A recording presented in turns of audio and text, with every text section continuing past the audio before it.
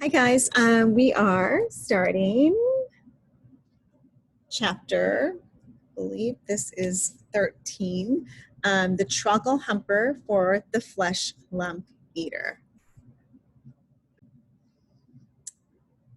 They is always having 50 winks before they go scumpering off to hunt human beings in the evening, the BFG said. He stopped for a few moments to let Sophie have a better look. Giants is only sleeping every then and now, he said. Not nearly as much as human beings. Human beings is crazy for sleeping. It is ever occurring to you that a human being who is 50 is spending about 20 years sleeping fast? I must admit, that never occurred to me, Sophie said. You should allow it to occur to you, the BFG said. Imagine it, please. The human being who says he is 50 has been fast asleep for 20 years and is not even knowing where he is, not even doing anything, not even thinking. It's a funny thought, Sophie said. Exactly, the BFG said. So what I is trying to explain to you is that a human being who says he is 50 is not 50. He is only 30. I like that idea. What about me? Sophie said. I am 8. You is not 8 at all, the BFG said. Human being babies and little chittlers is spending half their time sleeping, so you is only 4. I'm 8, Sophie said.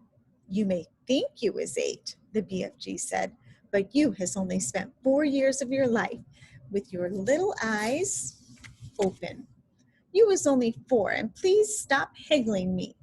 Titchy little snap whippers like you should not be higgling around with an old sage and onions who is hundreds of years more than you. How much do giants sleep? Sophie asked. They is never wasting much time snozzling, the BFG said. 2 or 3 hours is enough. When do you sleep? Sophie asked. Even less, the BFG answered. I is sleeping only once in a blue baboon. Sophie, peeping out from her pocket, examined the 9 sleeping giants. They looked even more grotesque now that they were awake.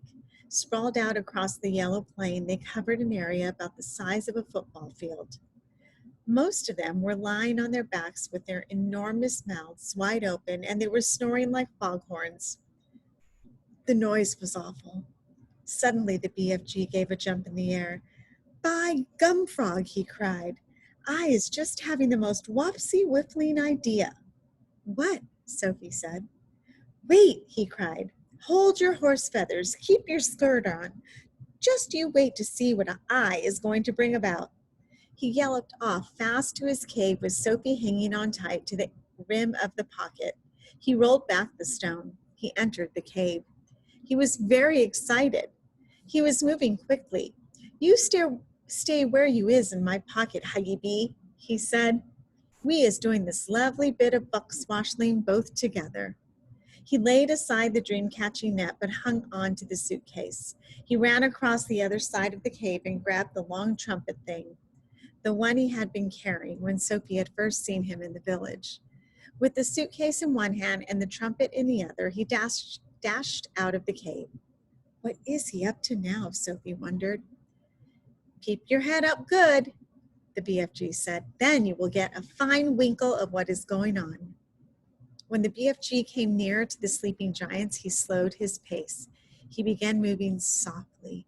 He crept on his toes toward the ugly brutes. They were still snoring loudly. They looked repulsive, filthy, diabolical. The BFG tiptoed around them. He went past the gizzard gulper, the blood bottler, the meat dripper, the child chewer. Then he stopped. He had reached the Fleshlumpeater. He pointed at him. Then he looked down at Sophie and gave her a big wink. He knelt on the ground and very quickly he opened the suitcase. Can you guess what he's going to do? He took out of it the glass jar containing the terrible, nightmarish Trogglehumper. At that point, Sophie guessed what was going to happen next. Ouch, she thought. This could be rather dangerous. She crouched lower in the pocket so that only the top of her head, and her eyes were showing. She wanted to be ready to duck out of sight very fast should anything go wrong. They were about 10 feet away from the Fleshlumpeater's face. The snoring, snorting noise he was making was disgusting.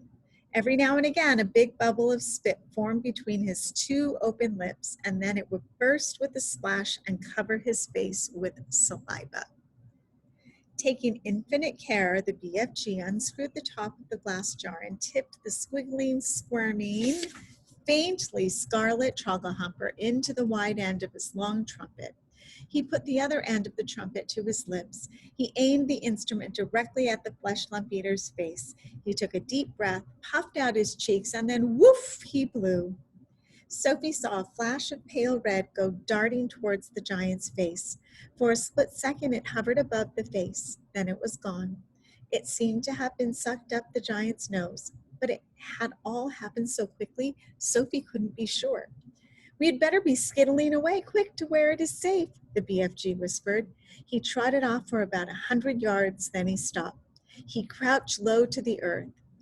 "Now," he said, "we is waiting for the gun and flames to begin." They didn't have to wait long.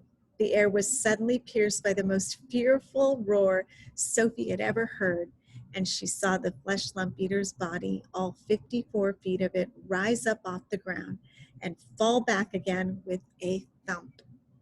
Then it began to wriggle and twist and bounce about in the most violent fashion. It was quite frightening to watch. "Yow!" roared the Fleshlumpeater. "Ow!"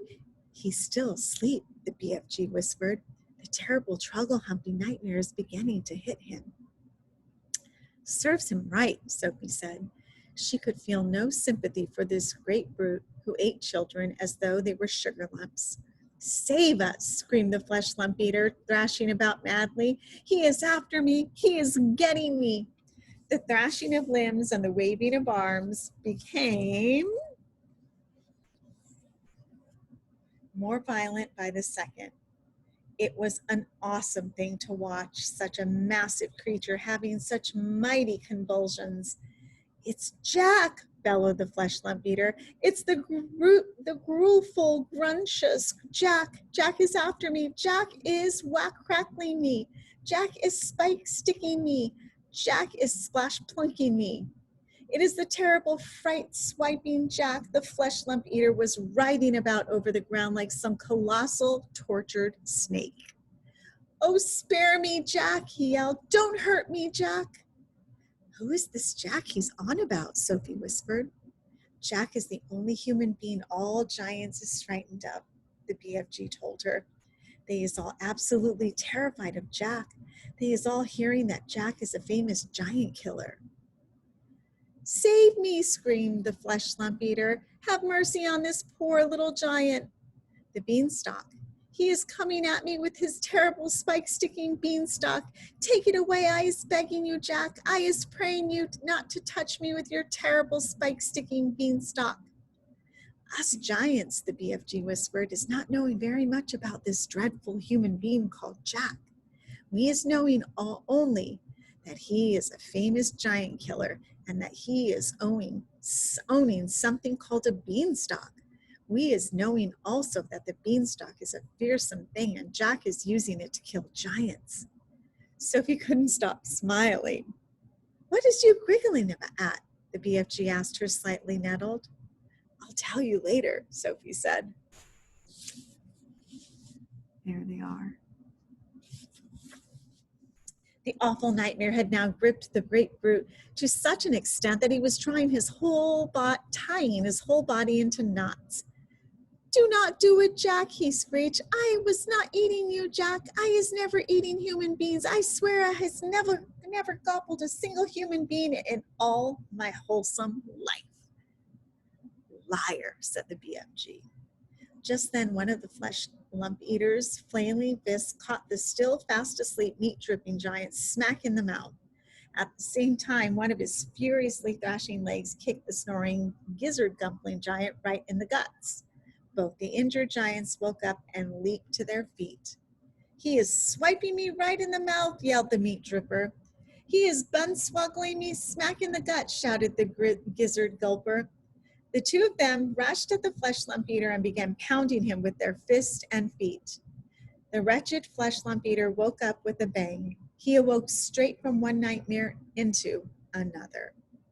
He roared into battle, and in the bellowing, thumping, rough and tumble that followed, one sleeping giant after another either got stepped upon or kicked. Soon, all 9 of them were on their feet, having the most almighty free-for-all. They punched and kicked and scratched and bit and butted each other as hard as they could. Blood flowed, noses went crunch, teeth fell out like hailstones. The giants roared and screamed and cursed, and for many minutes the noise of battle rolled across the yellow plain. The BFG smiled a big wide smile of absolute pleasure. I is loving it when they is all having a good toughin' rumble, he said. They'll kill each other, Sophie said. Never, said the BFG. Those beasts is always fishing and walloping at one another. Soon it will be getting dusky, and they will be galloping off to fill their tummies. They're coarse and foul and filthy, Sophie said. I hate them.